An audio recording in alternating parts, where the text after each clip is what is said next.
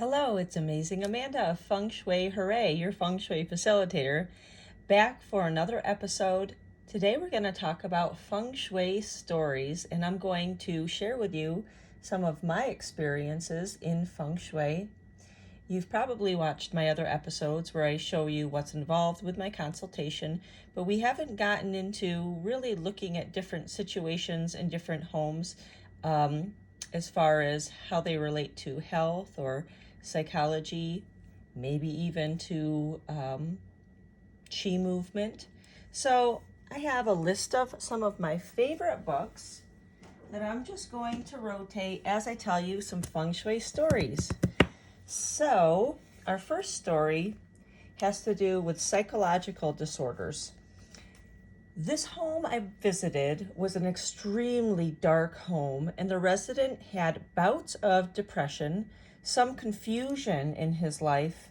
He had beautiful art all around the home. However, he had lots of stacks. Some things were not firmly mounted to the wall of his art, and you could actually walk through the house and things would topple down.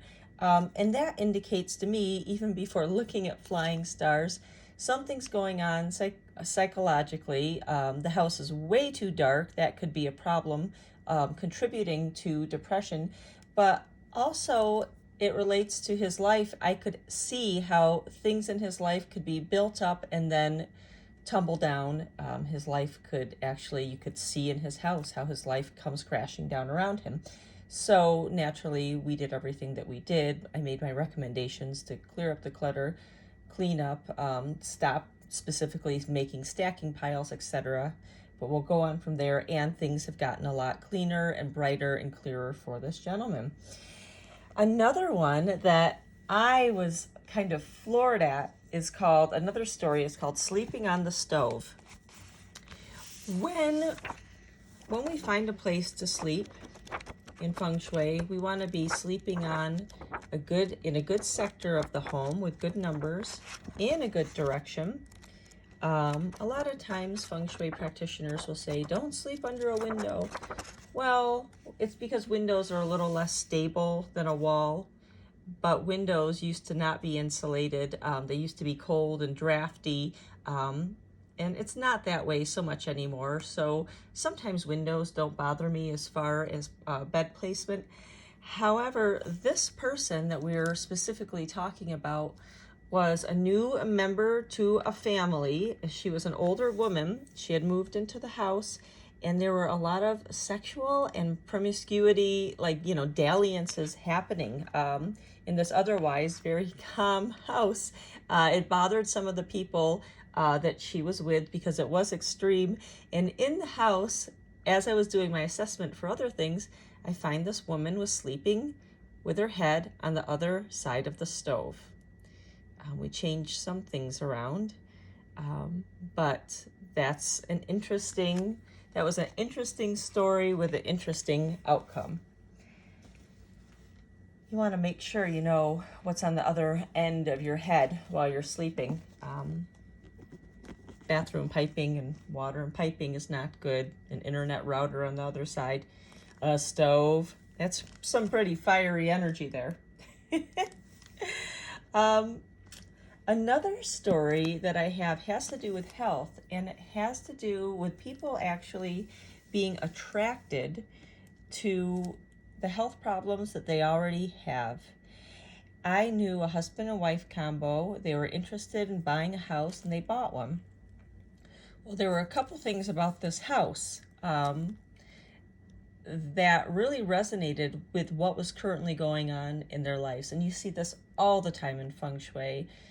People are gravitated toward houses for certain reasons, and sometimes they're not great reasons either. Sometimes they're to keep the same drama or trauma going that has been going in their life, and they sense that this house is a good house for them, and you look at the numbers and energy for the house and you find out oh my God, that's actually what they're already experiencing.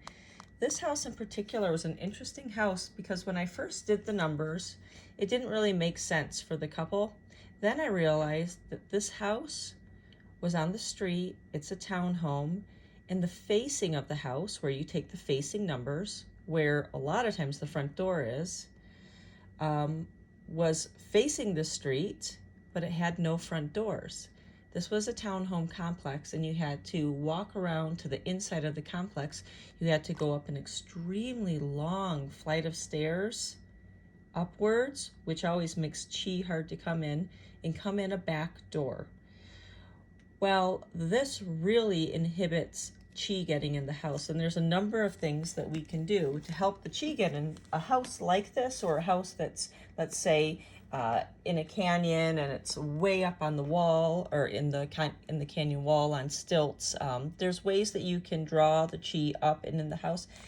This house is hard because not only is the front door not where it should be on the other side of the house, which is the facing, but the chi has to find its way around a cul-de-sac and winding driveway to get into the back door of the house, up a huge flight of stairs. When I did look at the number, when I figured out that the facing really was facing a beautiful park and everything, but with no front door, I figured out this home resonates with the illness that the husband's has, which is Parkinson's disease. So we do everything that we can. There are some limitations for townhome, some, HOA and townhome restrictions. Also in this particular house, it was a townhome, so they're sharing the chi. That means they get a little less chi than a normal house, where you have a single family. In any case, we do everything that we usually do on my consultations, and make sure the person has, both of them have the utmost luck to kind of make up for, I would call it kind of a bad start in the house that they chose. That's why buying a house, before buying a house, is the most important part of Feng Shui. You end up with a good house, the Feng Shui is much more easier, things run more smoothly, and it's much more potent.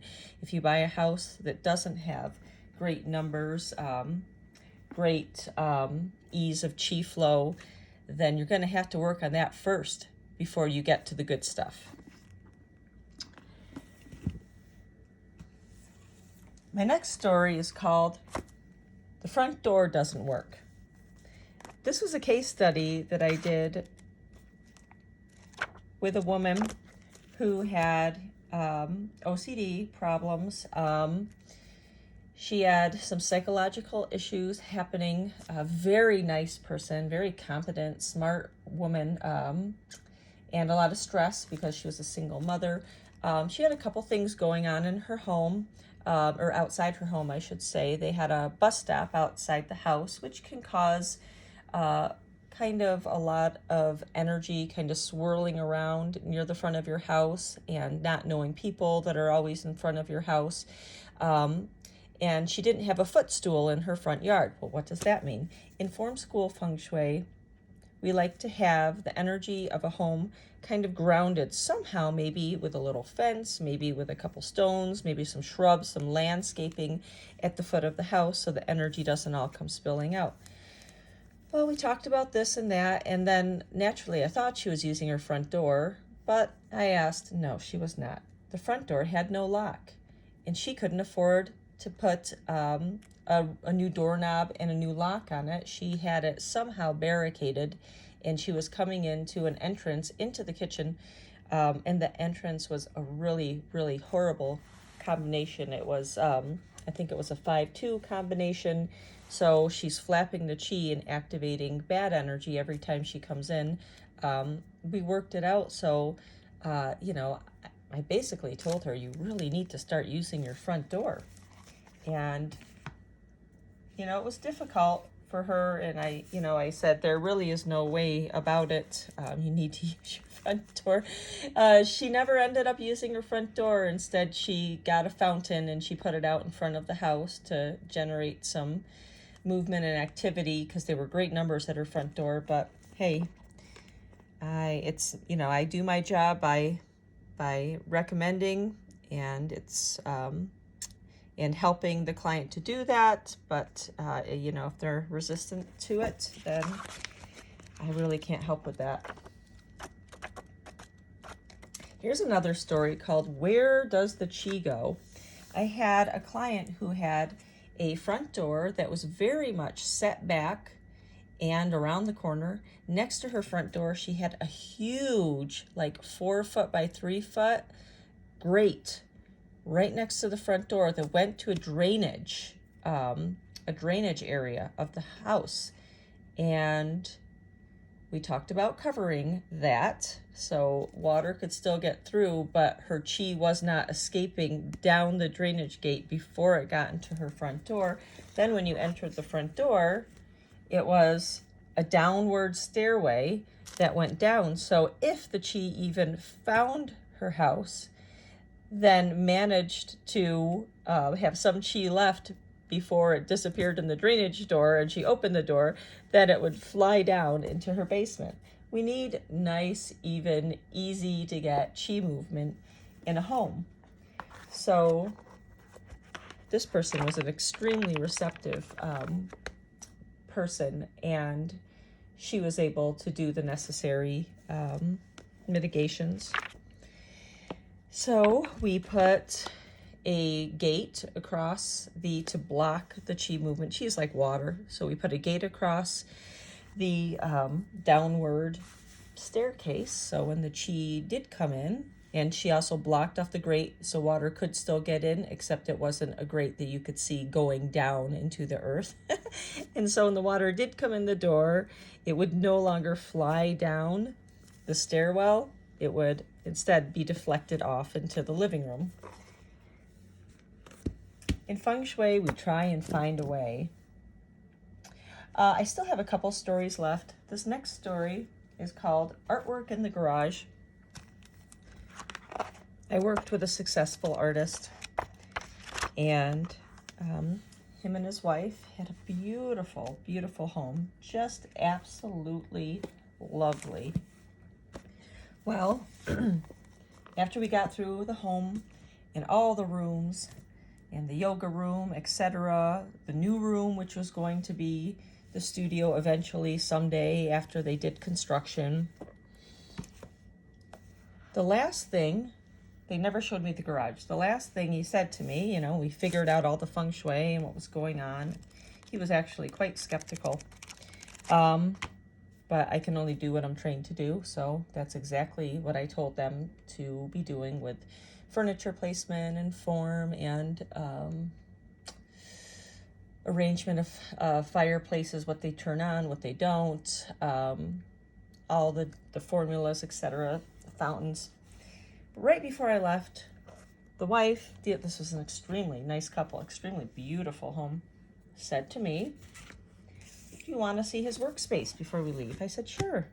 Well, I walked in, and it was a dark garage. Now, mind you, this home had a gorgeous lake behind it. It was light, it was airy, it was huge. He's working in a tiny space that's about maybe 6 by 4 in the dark garage, with a kayak actually pointed toward his back, hanging off the ceiling. I went, oh my God. No wonder you're having trouble getting motivated. You know, it could be years before he gets into the art studio upstairs. So we talked about that. They had a number of living rooms, and I had to tell the client, this is the client that hired me, not the wife. You have 2 living rooms. You have an inspiring lake view.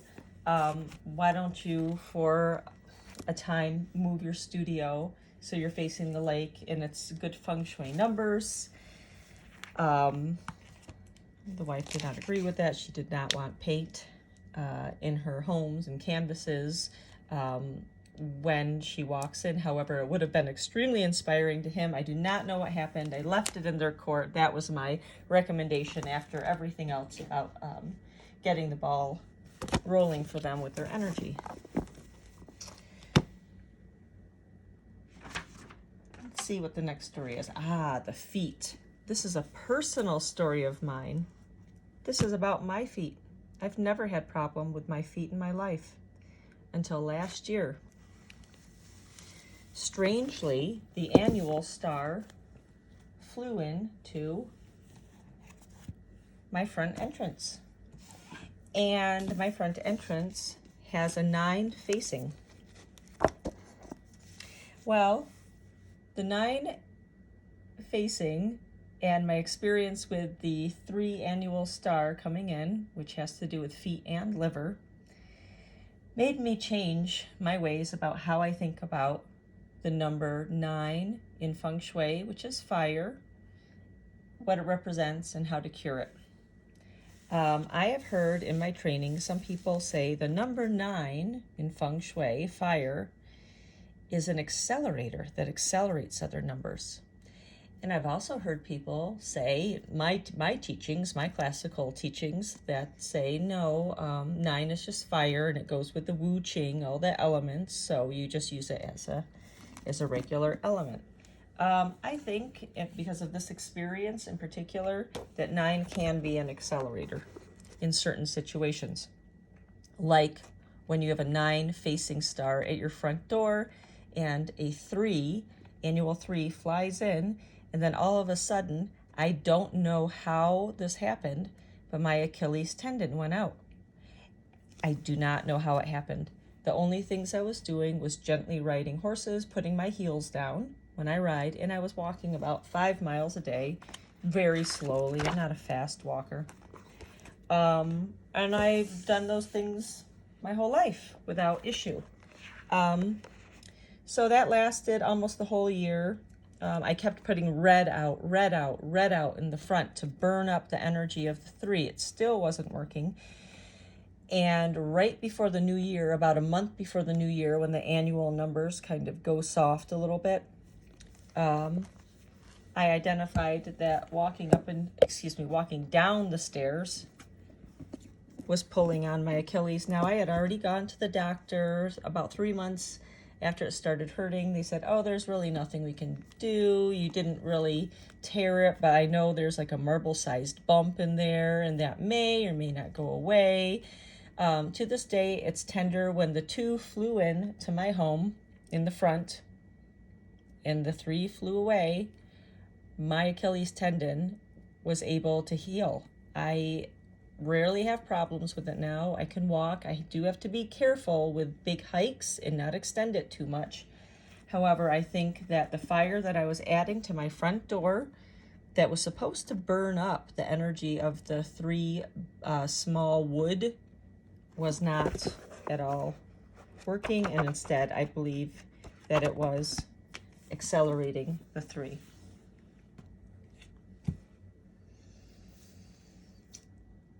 My last story has to do with construction. My last story has to do with construction in my own house. And in Feng Shui, you do learn, this is before I became a Feng Shui consultant. Feng Shui, you learn not to be in your house while construction is being done. Well, because it's shaking the qi, and it actually kind of shakes people up inside. It shakes the qi of the walls of the house. It disrupts the house. So this is happening, right? The whole basement is getting redone. And the project actually goes on for a year. My husband and I almost broke up. There were just people in and out of the house. And there's a formula that you can use in Feng Shui called the Great Sun Formula. There was no reason this project should have taken as long as it did. And if a couple more factors could have been sprinkled in, we would not be together today. And we are a happy couple with both of our quirks, and we tolerate each other well. We're a great match. But construction in the house nearly ended up in separation.